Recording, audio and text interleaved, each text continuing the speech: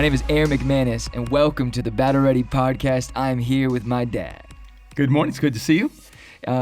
It's cold in LA today. I'm bundled up. Yep. And we were not supposed to be in the country today. No, we were supposed to be out of the country, and a lot of stuff has happened, good and bad. And I think it's good for us that we stayed in town. We were going to shoot some rogue episodes. Brian, our producer, had packed us like a bag full of stuff to take on the road with us, and I was a little nervous. But we're here back home in LA, and it's autumn, which I love.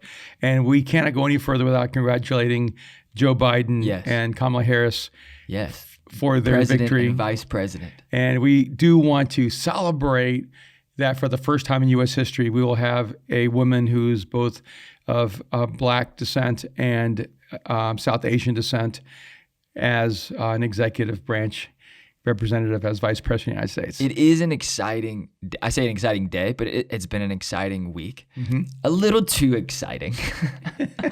Like I said this in the last episode, and people are coming at me for the Trump comment, which is so interesting to me because I was very clear about how I felt about our current president. Yeah, someone's like, your boy lost. He was never your boy. I said, my boy. You never liked him. So. Did you listen past the one moment?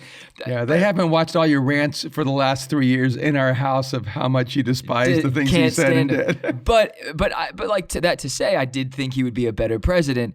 With that said, mostly because with that said, congratulations, President Joe Biden. Well, it's not official until President-elect. President-elect Joe Biden and Vice President-elect Kamala Harris. And I have put her name everywhere because I'm going to make sure that for the next 4 years I get that name right because it's important. And if I could just give away my one little political shout out, because I know we don't want to be political every single podcast. No. And Republican Party, you've had over 100 years to get this thing right. Yeah, do better. Every single time you nominate a president and vice president, it's always pretty much an old white guy. And another old white guy. And could you see that the world has changed and find some exceptional Black, Latin, Asian men and women and men, and begin to represent America rather than just a very thin slice of the Republican Party? So that's my little piece right there. It's a little piece, but it's a big piece. It's good. Yep. It's good. It should be said. It should be said. No, go. You want to go for it? No, just go ahead. I do find it interesting, though, that people were subtly trying to throw me shade or try to educate me on how important this is for the Black community, Black families, and just America. One, how I think does not affect how we should relate. Two, you should not trust me less because I'm open-minded to other things.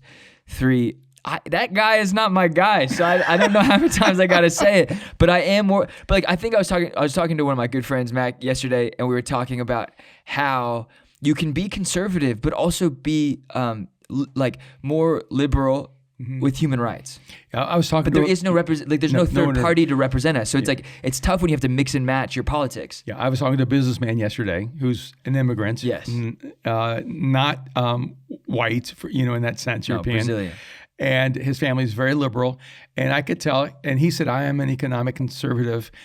And one of the things that I just came to grips with was I felt like that Donald Trump did not represent a lot of people's policies. He held ransom a lot of people's policies.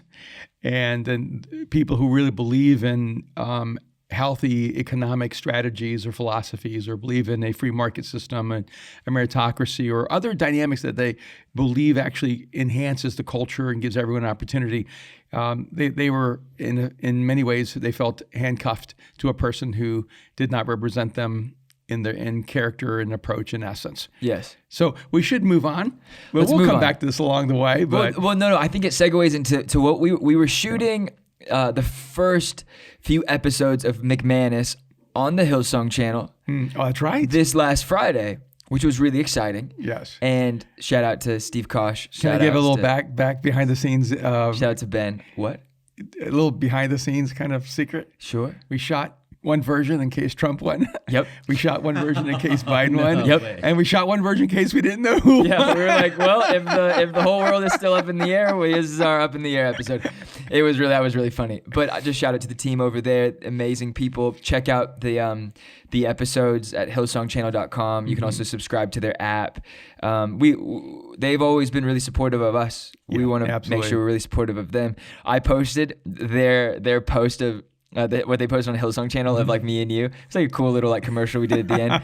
And I said, "Battle Ready family, let's show Hillsong channel like what we're about." There was like 100 comments. Oh, I love that. I love that. And it was just super cool. Well, we have like the best community on this podcast. We have incredible a small people. army. Small army. And we've grown 3,000 people in the last 2 weeks. Wow. What? 3,000 people, which like for some people I'm sure is like nothing. For us is huge. That is, for us, huge. that's fantastic. So if you're That's listening, amazing. if your mom's listening, if your dad's listening, if your grandpa's listening, if your son is listening, daughter's listening, whatever, we're so grateful for you checking this out each and every week. There's a whole team that works on this really hard, and it's important for us, important to us. This should segue into losing with honor. And maybe winning with dignity. Winning with humility. Oh, that's right. Winning with But humility. That's so good. I don't feel like Joe Biden or Kamala Harris have won with anything other than humility. Have they even come out? They haven't really come out. They have, but they've done it really, really well. He had a. Did he have? Yeah, no, big he can't. speech. Yeah, he had But a was it- speech, a press conference. Was it that night though? Because I fell asleep at like 11. It was a Saturday night. He came out and did a full speech to the American people from Delaware. Yeah. Yeah, like 2 days ago. 2 days ago, yeah. Oh yeah. Yeah, I and didn't get to see that. I feel like he handled things incredibly graciously, really, really well. And I think Kamala has as well too. And I just want to applaud them for winning with humility. Yeah. And at the same time, I want to encourage all of our friends who feel like they've lost to lose with honor. Yes. And those are the two best expressions of our character on a cultural level. You had the weekend to feel frustrated either way, and now you were good. Like we're all Americans, and we're gonna keep, or not all of us, but I'm saying that like the ones who are Americans, we are Americans. We will move forward, and we will make things better. I do think there needs to be some things that change. Like, can we update how we vote? It shouldn't be different by county, by state. It should. If you can vote accurately on an Instagram poll, we should be able to figure this out when we have some of the greatest minds in our country, and then we have the greatest minds in the world, and we have access to them. Yeah. So, Debs, you Can have someone 4 years. help our country? You have 4 years to give us a really effective way to vote for the national elections. Well, I heard if we take the vaccine, there's going to be a microchip in there. We could probably vote through that. I'm just kidding. Hey, if Aaron, you you're gonna if you don't have terrify- to do anything, then maybe sign me up. Sign me up. Dang. I don't want to sign up for any microchip. Just I'm good. I don't want to spread conspiracy theories. This is the funny thing is that like we talk like this is conspiracy. This is 1 minute of conspiracy theory. So just set the timer. Whether we like it or not, the phone, the Apple Watch, all our little gadgets, we are microchipped. Yeah, we really are. Whether it's inside or outside. So like it is inevitable, right, that we will at some point have some type of technology embedded in us. Sure. We will become cyborgs. I think that's an inescapable reality. But I mean, my phone is almost never more than 5 inches away from me. So what's the difference between this and a microchip? Yeah, it's just we're external cyborgs. Yeah. External. Yeah. Yeah, and it's also our choice. We bring it everywhere we are. We give it all the information that we have. Yeah, I was like going deep on some like Apple Mac Rumor blog that talks about like how to protect your privacy and like what settings to go through. And I was like just looking at the settings and being like how much information it actually asks you if you're willing to give away, but auto says yes until you say no. It's very interesting. Yeah, I'd like somebody to set my phone to say, "Stay out of my life." That's what I wanted to say. Leave me alone. Yeah. Yeah, but you make me nervous. Sometimes you know where I am and you know what I've done because you have access to my phone. I have access to your location. So you have always, access to my location too. So you always know where I am. I can check where you are. But it makes it. I think the reason why I put it on was because you had lost your phone at one point, and then I put it on just to make sure that I know where your phone is. But also, it's like you can see my location. You know where I am. I have no idea how to do that. It's sweet. I genuinely don't check it ever. I think it's nice to know when, like, you're traveling or when you have people that you love. I have like 2 or 3 friends that I share locations with. And it's like funny because it'll be like, where are you? I'm like, that is the last question you have to ask. Well, there you If go. you're wondering where I am, just look at my location. Common courtesy. And now you know how transparent my life is. Yeah, well, the funny thing is like, you're like, so many people have access to your Instagram. Some people have access to your Twitter. I have almost no secrets or no privacy. You have there's 3 people who have access to your emails. You have nothing secret, which is funny. Because you're like very big on just like, you need your own time to be introverted, and then but like their time, I'm at your look. I know your location. We are listening. All right. So we wanted to go for lose with honor. We've done that. What do you want to talk about today? Wow. Well, we were just bringing up a couple of different subjects a minute ago. We were, and I'm not entirely sure where we landed. Brian, do you remember? Exactly. We just pulled into the whirlpool. We got pulled into the whirlpool of politics. I mean, I think there's so much going on in the We world. said we weren't gonna talk about this, But we have talked about it, and we are talking about it because I think it's really important. Oh wait, yeah, wasn't it like? Well, it was on the vein of how to think. It was about the conference. Oh yeah, We just finished our Mosaic conference. that's what we want to talk about. We did, and I will say thank you as well, Brian, and also shout out to Austin St. John. Shout out to Nicole Lewis. Shout out to Nick Kim. Shout out to Tess Roy. Who else should we? Shout out to Bryce Reinez for building the sets. Shout out to Adon for being there and building the sets. Shout out to Aaron McManus. Thank you. But I honestly, I had very little to do with, since our third conference, the team really, shout out to Amy Davidson for coordinating. Shout out to Jordy for helping with like all of the relationship stuff. Elisa Duran. I just think we have such an incredible team. And each conference where I get to like enjoy it and not be in every single thing. I was a part of the production, but not as necessarily part of the finishing. Just really exciting to watch our team thrive and be like, we reached more people at this conference than we have at any of our other conferences. Wow. Which is kind of awesome. It is awesome. It's awesome when the people who take over for you make it better. And even though I think we may have had more response that I saw on the section on communication, I saw a lot of response on the section of communication. I was talking about moving through different layers of frequency. Was that the third session? Third session. Leadership, creativity, thinking. But also shout out to Haven Wheats for laying a foundation of, like, she's kind of the one who taught us how to do the conference. Or like, not you, but me. Yeah. And anyways, okay. But Communication. But some of the direct like input or feedback was around the section on leadership when we were talking about wisdom. And we were specifically dealing with 2 aspects of wisdom between contact tracing and pattern recognition. Yes. Which I thought was really interesting for me to watch, because I had watched you do it initially. I've watched you talk about this before when we were kind of like talking about the process of what we should be talking about. And then to be in a room with I watched it with 4 or 5 other people. And that was one thing that was really cool with conference was, you missed the kind of the hustle and the buzz about thousands of people being in the same room, and then everyone getting checked in, everyone getting to the first session, and then it's like lights off, everything's on. And there's that moment. This was different. It was like, hey, good morning. We're all getting coffees. We're all like in our sweatpants and we're showing up. And like me and Tess are on our computers and we're like FaceTime with Austin and Nicole. And Austin, I think, pretty much slept here for 2 days. So I was like, bro, you're here way too early. And I was like, have you seen your wife? And he's like, my wife knows you. I love her. I was like, we love you, Crystal, so much. But it was different because you knew that there was pods all across the world watching conference together, and that was really cool. That is so cool. Oh, by the way, I see you're wearing our conference merch, Home Team. I am. I know it was only for sale for 48 hours. Is it still available? I think it's still up there, but we'll probably do another drop with it in a week or 2. It was pre-ordered because kind of with COVID and like factories, we didn't want to give like an exact time. So same with our Bad Already podcast stuff, like it's pre-ordered 6 to 8 weeks. And the reason is because factories and everything's backed up. So we want to make sure we have plenty of time to get there. Anyways, the merch stuff was amazing, right? So good. All right, let's deal with the concepts. I'm like one of those guys getting an Oscar, thanking everyone.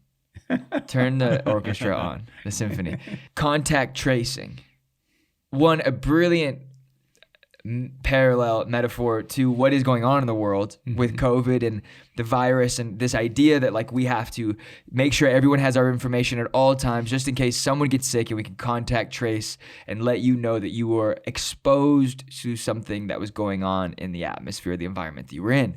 But you kind of brought a new take on it.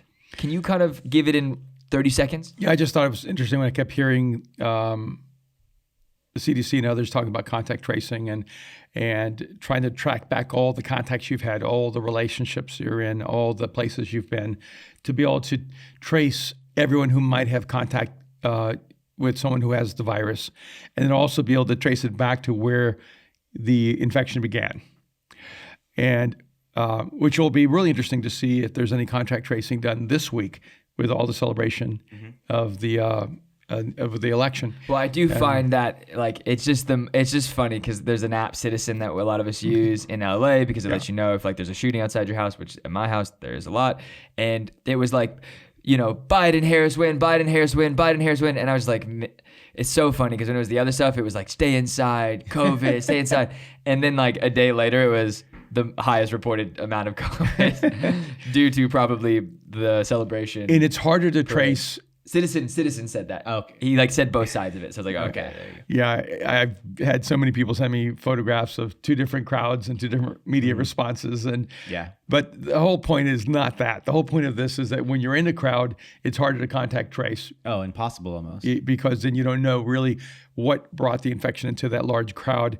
It takes a lot more work. And it's the same way in your decision-making process, that when you make a life-damaging decision, and when you make it one time, you have the ability to look backwards and ask yourself, okay, how did I get here?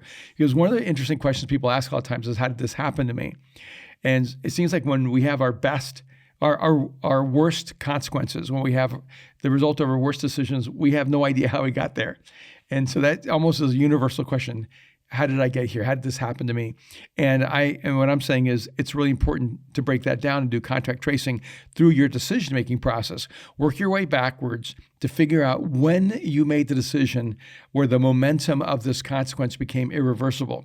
Because there was somewhere along the way where it was completely reversible if you'd made a different decision.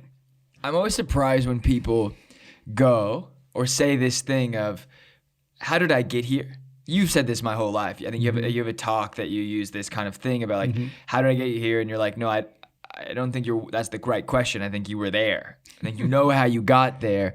But I do think it is interesting because me and Eric I was watching with Eric Roy, one of my best friends, and we were making fun of each other when you were saying it because we have this ability, one, to just speak into each other's lives, but also be funny about it. And it brought up a really great discussion with our group after conference. And I think that was something that was unique about this conference, that it was every session was like a breakout session because we weren't necessarily able to ask questions, but we were able to ask each other questions about how this affected us. So me and Eric got to talk about times in our lives where we felt that was the moment where I started making bad decisions, or, you know, maybe it's relationships, work life, jobs we shouldn't take, things we should say no to. And then we realize, how did we get here? And then we kind of trace it back to being like, no, this was the thing that got me to this place down the line. Right. But you talk about it, and it's a great realization. But there's also the crowd effect when you were dealing with the crowd issue a minute ago, that if you get around a group of people who are all making bad decisions, you have a higher likelihood to make a bad decision. Okay. If you get around a group of people who are making good decisions, you have a higher likelihood to make good decisions. Right, that makes sense. So if you still don't have a fully formed internal narrative called character, then the decision that chooses your outcome is actually which crowd you get infected by. Yes. No, I agree. I mean, I think there was something that someone taught me one time is like, show me your 5 best friends and I'll show you your future. And I think it's a catchy thing people say, but there is kind of like some truth to that. You can look at people, compartmentalize their relationships and put people in different boxes.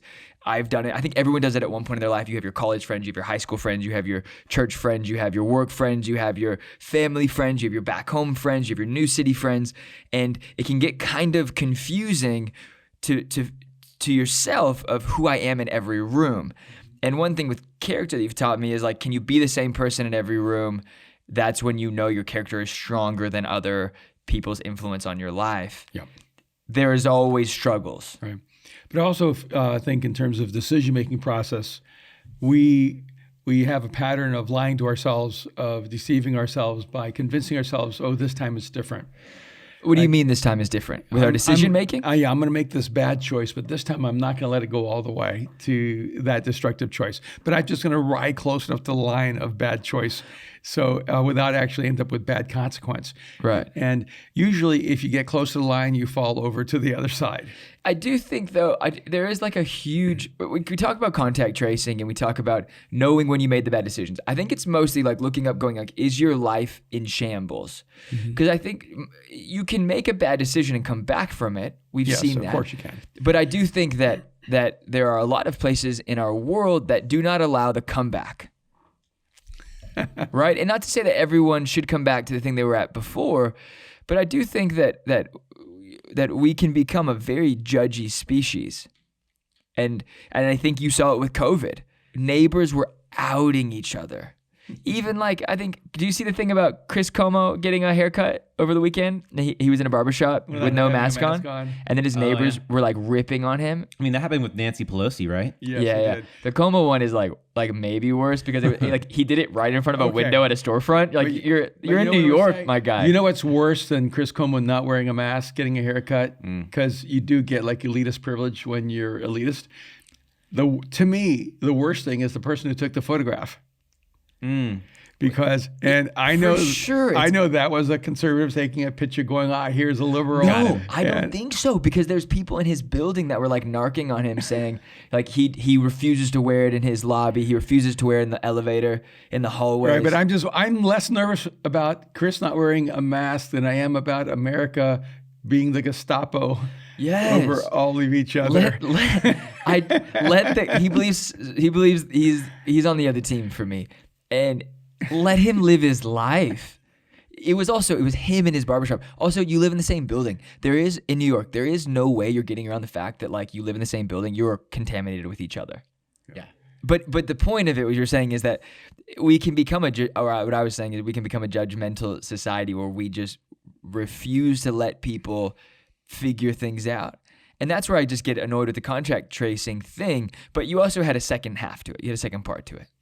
I was talking about pattern recognition. Yes, and that I think is the most important thing. And by the way, I don't want to just make it negative. You can do contact tracing to positive outcomes too. Yeah. When you end up in your best moments, when you end up in your best relationships, when you end up in the best version of yourself, you should actually do contact tracing backwards going, hey, how did I get to such a good place? How did I get to such a good outcome?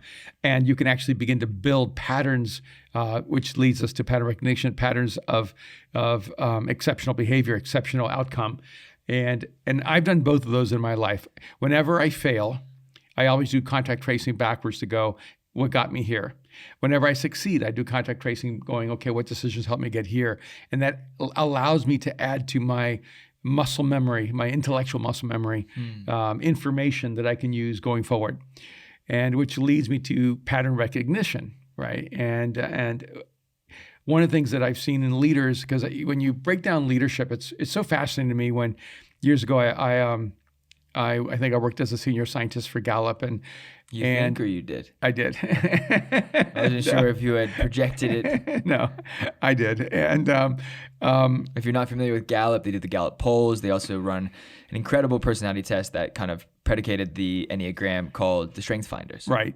And one of the things that was learned over a lot of research was that great leaders, heads of corporations, companies, organizations, churches, did not have consistent strengths.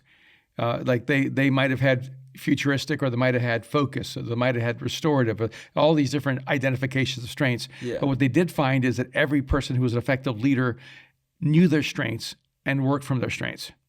And one of the things that I've seen over a lifetime in leadership is leaders can be really, really different. I mean, they can express themselves from the Steve Ballmer, super outgoing, high energy, to the Bill Gates, more introverted and thoughtful.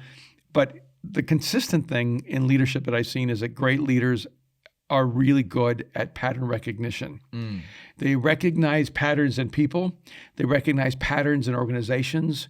They recognize patterns in culture, and they're able to capitalize on those patterns.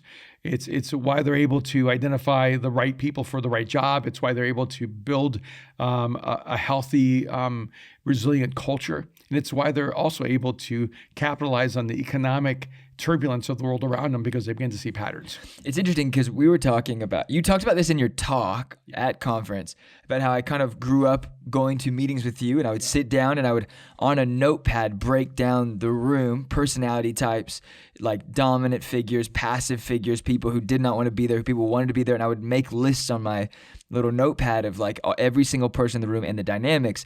You taught me at a young age, understanding the patterns in the room will help you understand whether you win the room or lose the room, or have influence of the room, or you're influenced by the room, or which way the room will teeter.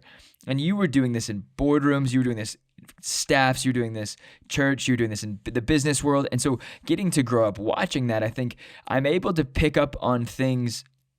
Well, I lack self-awareness in lots of areas, but I think with patterns and watching other people, I'm able to see things in other people, and yet I'm so blind to the things that I do. What is with that? Like, do I need to, like I can just kind of give these excuses, be like, okay, yeah, but it's your life, you figure it out. Mm-hmm. And I'm a impulsive person. So when I make mistakes, it's oftentimes impulsively, and then I'm so quick to respond and be like, I'm so sorry. Mm-hmm. How do you control your impulses and your emotions if maybe when you're losing logic or character in those moments? Like, how do you be a better person? Well, it's interesting because say this more intelligently. How do you identify your own patterns of destructive nature? There are three significant approaches toward flight, which I would make as a parallel to leadership. There's the eagle that has the big picture, big vision, can see expansive regions. There's the hawk that can see the mouse running through the field. They're highly focused and highly intentional. But there's the bat.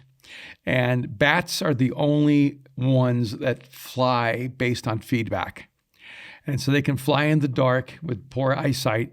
They send out this sound, and the sound hits the walls. It comes back, gives them feedback, and they're able to fly frenetically without ever hitting the walls because of feedback. And I think the challenge with self-awareness is self-awareness comes completely based on feedback. The only way you can really know who you are is by how other people interact to you. You can't say, I'm really sensitive when everyone around you feels you're insensitive. You can't say that you're really kind if the people around you feel like you're really harsh. You can't say that you're really insightful if everyone around you feels like you don't get it. And so what's happened is the more we moved out of community, the less we have feedback mechanisms. So when we live isolated lives, the only perception we have of ourselves is our inner perception of ourselves. And so if I feel like I'm being patient, but then you're saying, hey, Dad, you're really impatient.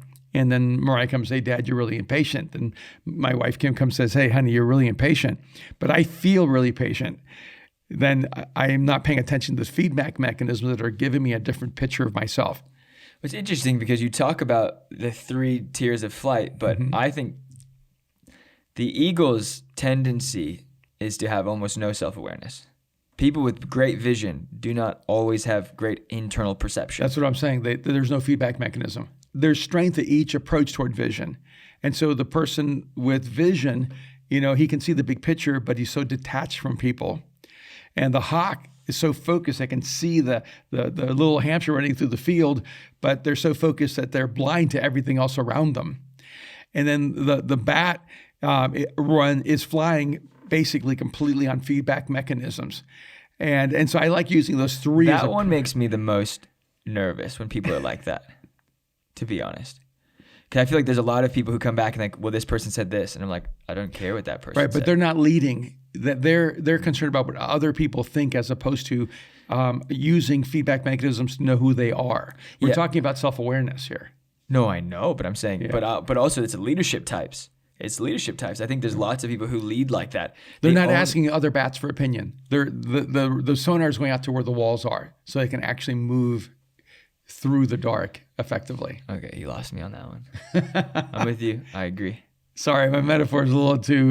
And No, too it nuanced. works. I think it's really helpful, but I think I'm just trying to apply it into leadership and how we can lead ourselves and how we can collect feedback, but then also how we can fly within that. And do we become a weak leader when all we do is rely on other people's response, or do we become a strong leader when we're constantly checking in to make sure what other people think? Remember, leadership is all about people's response because you're trying to move people in a certain direction, and so it doesn't mean that leadership is about conforming to everyone else's opinion, but it is an awareness of what you're saying and how you're saying it and how it's affecting other people.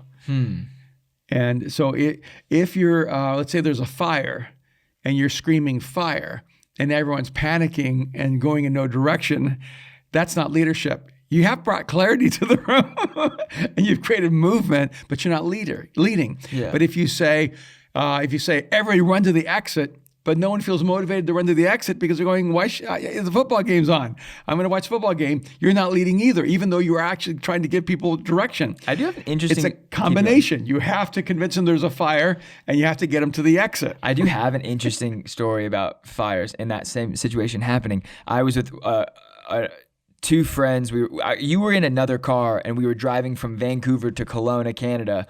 We were going to go up and shoot this documentary and interview this world-renowned artist that was living up there in the winter. And we were driving. It's like a 5-hour drive. For some reason, I let the one guy who had just gotten his license, but he was older than me. So I just thought okay, I was 24 or something and he was older. So I was like, you should be the one driving. And then I didn't realize that he was from New York and he actually just had gotten his license 6 months before. But we're driving to Kelowna. We get into the town and there's a series of things that happen that were pretty crazy. And then we're driving over this bridge going into the city. And all of a sudden we see this house on fire. And you knew this because you had already gone to the hotel we were staying with half the team, and you were like, "Where are you guys?" And we're like, we had a breakdown, all this stuff happened. So we race to the fire. We're cutting through this suburb, this neighborhood on this lake, and all of these people are standing around this house, just engulfed in flames. And to the point where, and we were like, "Are there people in there?" No, but no one was checking. They were all just calling on their phones, 911, and fire trucks, or I don't know what's 911 in Canada. I don't know, whatever the equivalent of, we call it the firefighters. So we run in to the house and we see this elderly couple trying to get down the stairs. So we break into the house, we help them down, we help them out. And all of a sudden, all these people are going, "Oh my gosh, there were people in the house." And I'm like, we drove 15 minutes to get to this house. And you guys were standing here the whole time. And I often wonder, are we the people that run in? Or are we the people that stand outside and watch and yell fire? Well, you are definitely the person who runs in. Of course. I think those are the moments. Yeah, those are the moments that I live for. I love chaos. Well, it's more than chaos. It's crisis. When I think in crisis, everything for me gets quiet. Mm-hmm. And that's where I'm the best. Mm-hmm. When there's not crisis, but I by the way, cause crisis. And that's a great issue. feedback mechanism because how you act and react in crisis lets you know more about yourself than what you do when everything is calm and peaceful. And that becomes a significant part of the feedback mechanism in our lives. We don't want to go into more detail necessarily. We just want to give you a small taste of what happened at conference because if you missed it, maybe you'll pick up the next one. But I do think that in pattern recognition, there may be no more significant leadership competency than recognizing patterns in people, because then you get to see early on the people who have destructive patterns, those who have absolutely constructive patterns, and are going to build a better future. And you can also see patterns in yourself. You can realize, oh wow, I've made this decision leading to this outcome 4 or 5 times before, and I need to change that pattern. And here's the key: a lot of people talk about your choices, but your choices are not more powerful than your patterns. So when you make a choice, you're beginning to establish a pattern, but a pattern is far more powerful than a choice. So if you make one choice to change your life, but you have all these patterns that are defining your life, it won't change your life. You have to keep making choices until you establish a pattern that is more powerful than the patterns you're trying to break. That's amazing. So what I hear you saying is, if you're unaware, or no, all of us need to have people in our lives to help us identify the patterns. So what's a question that someone can ask? What is a question that I can go to 3 people in my life and go, what do you see in me? Yes, I would say, what have you seen me do 3 or 4 times that is consistent to a pattern in my life, either positive, both positive and negative. And ask them, and then you won't believe them. So you'll say, give me the examples. So I tell them, I said, if you can give me one or two examples, it would be helpful to me so I could begin to see that pattern in my life. It's the worst when they're like so ready with the examples. Like, but then you're like, okay, like Wednesday, they've been waiting for a and then, long like, 2 time. weeks. Yeah. I do think if you can find real friends who give you critique. I was actually on a FaceTime with one of my good friends, McLaren Lewis, who's in London. And he sends me a really kind text and then follows it with the FaceTime. And he says, hey, I just watched your message from 2 weeks ago, or I don't even know how long ago it was. And like, congrats, and it was awesome, and I'm so proud of you. And then we jump on the FaceTime. He's like, hey, can I give you a little bit of advice? Can I give you? And I said, yes, I would love for critique. This is someone who's been friends with me for years. And he says, you're not talking to thousands of people in the room. You're talking to a camera where there's thousands of people watching in their room. Don't yell the whole time. And it was interesting because he prefaced it with, this is something I do, and I'm not very good at adjusting. And I kept telling him, like, just tell me, like, I trust you, just tell me. If you say it, then I'll listen. But there's 3 or 4 years of friendship. Yeah. That we go back, and if it was a new, I think sometimes we have new people in our lives, and they're like, let me give you all these things. Oh, they all want to give you input. Yeah. But then the other thing is, okay, so we go to these people, we ask them this question, and then how can we help establish a better pattern? How do we change it? Because you said one choice doesn't break the pattern. Do you have to schedule a series of choices to help establish a pattern? Well, one thing is, here's a pattern recognition. Okay. If your friends give you examples really fast and right away, it means that one of the patterns of your life is that you're not open to input. Yeah. Because they've been wanting to give you that input, but they didn't feel like they could. And if you have friends who just go like, no, you're great, they're not telling you the truth. they're not the friends that are going to help you establish new Yeah, patterns. they may be friends, but they're not going to help you get better. Yeah, and that's a tough thing, because I ask this to a lot of people, especially in LA, where you can have a lot of loose relationships where, like, people aren't necessarily close, but we hang out a lot. I always ask people, like, do you have people who tell you the truth? And I think people are very confused by that. But, like, I was very confused by that until I had people who would go, no, like, when you did this, it wasn't good. Yeah. Well, I think one of the things that was hard for you is that you had so many people who just wanted to give you negative input all the time growing up. Yes, of course. And so you finally just said, I'm just done with input because it's always negative. And what I would say it's is a scary place to go, because you go into an island where all you can do is hurt people, and no one can help you help people. Yeah. And so what I would say, it's really important to give people positive feedback before you give them negative feedback. And so someone asks you to give them patterns, always being with a positive. Give them positive. Like, I showed someone something I was working on yesterday, and the first thing I did was say something negative. And it didn't really encourage me to keep showing them because, we all want some positive feedback before we get negative feedback. I am that person, though. I'm that person. I am especially that person with people I'm really comfortable with, and that's like not an okay thing. I think that's a pattern I've got to work on, where I'm negative first, and then I backpedal by being positive, but I've already like hurt the person. Or just squandered my opinion. Right. And I think having those moments where you go, can you help me understand what you're trying to do here? What are you trying to accomplish? Like, I think I've learned that of like, what am I looking at? Like, help me understand. You know what I mean? Yeah. And then, because I walked in yesterday and you're like, hey, what about this piece for this new project? And I was like, I don't like it. I don't think it'll move. How many did you buy? You shouldn't buy this many. You can't sell it. You can't move it. And I started being like the most negative. And I was having a great day. Like, I was a little tired, but like, there was nothing wrong. And then I realized, and I was like, hey, I'm so sorry. You know what I mean? And even today, you brought it up, and I was like, he doesn't know. He's an artist. I was dismissing. And I think, if you know that, especially like for 8s on the Enneagram or people who are super direct and super strong, you need to like lead with an encouragement. Hey, this looks amazing. Hey, you look amazing. Something I love about you is this. So you just recognize the pattern. And by the way, it's one of the reasons people like things like the Enneagram or the Strength Finder or the Myers-Briggs or any kind of personality assessment, is because most people are blind to their personal patterns. So the moment they see it in some kind of indicator, it helps them. Everybody likes to learn things about themselves usually. And so it helps them go, oh, look, this is the awesome side of me. But it also helps you begin to see some patterns in your life in relationship to other people. Yeah. So find a couple. So if the friend who just says, no, you're great, they're not the friend you should ask. Mm-hmm. And you should tell them, like, like come back to me. Give them the freedom. Come back to me when you have something. And they may know, but they don't feel like you're safe to tell. I know. I am not. I have not always been safe. I'm not safe to tell. Yeah. I mean, All the time. I had that situation this past week with someone I love, and I was in a situation, and I kept saying, no, just tell me. And I kept saying, I don't think I should, because I don't think that it's going to bring a positive end to our relationship. Was it me? No, it wasn't you. You can't use stories about me and say them, and then it's me right but here. since you're feeling guilty, maybe, God is like speaking to you. If there's any patterns we've established, is that is a weakness in my own life that I need help identifying unhealthy patterns. I can be self-destructive by nature. Because I think I am impulsive and emotional and then logical, and I swing with that, and I've got to like really adjust and become more of a stronger person. With that said, I think that's kind of a good little thing for today. Yeah, so I just encourage you to look at those two things in your life, contact tracing and pattern recognition, and begin to develop those two strengths. You'll go a long way in developing what we would call wisdom. Yeah, and don't become pattern recognition monsters. Trolls.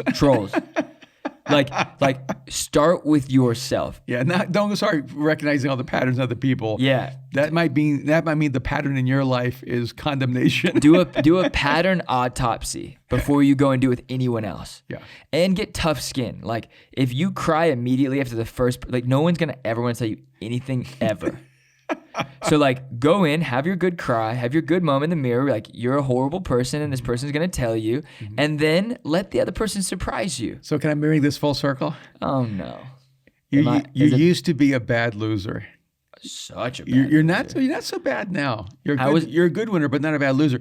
And I think part of the reason Is that a compliment? I'm not entirely sure. Some of the reasons some of your friends probably tried to egg you on about the election is that they were hoping to emit a negative response from you. Well, it was interesting because but you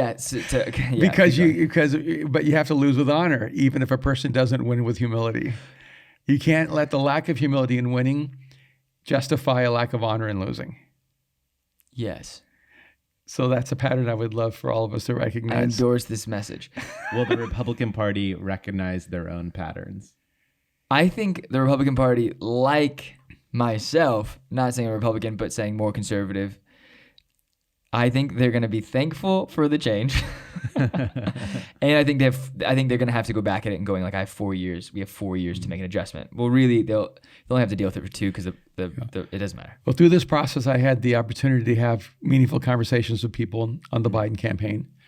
And I hope that in the next few years, I'll get to have meaningful conversations with people in the Republican Party, because I would love to see two incredibly healthy parties continue to emerge that both are committed to making our nation better and better. I would love to see a third party come up there. That would be probably a really healthy thing to create a little fear. And so that, nothing can bring change. Let's call it motivation. Motivation. A healthy motivational competition. Because I do think we have two parties that are stuck in their ways and their old thinking. Neither one of them are perfect. Neither one of them make America what it should be. And we've got to make some adjustments. Yeah. Oh, there's so many places I'm stopping myself from going because I think it's time for us to bring this. No, I don't want to stop. What? Okay, on the next episode of of Battle Ready Podcast. You can rate and review this podcast on iTunes. If you do it, we are so grateful. It helps people. It helps the searchability. If you're part of the Battle Ready fam and you've emailed, write a review on iTunes. If you follow the Instagram at Battle Ready Podcast on IG, that I post to it. Brian supplies a lot of the content, but a lot of it is my rogue self just like figuring it out. Quite rogue. Super, super rogue. The most rogue podcast we have, but the engagement is insane and people are unreal. So I love it so much. Send us DMs, send us emails, send us comments, and we probably should drop some more merch before Christmas. But I think we're gonna jump right into the next episode recording it. So all right, we will see you next week. Thank you so much. You were listening to the Battle Ready Podcast.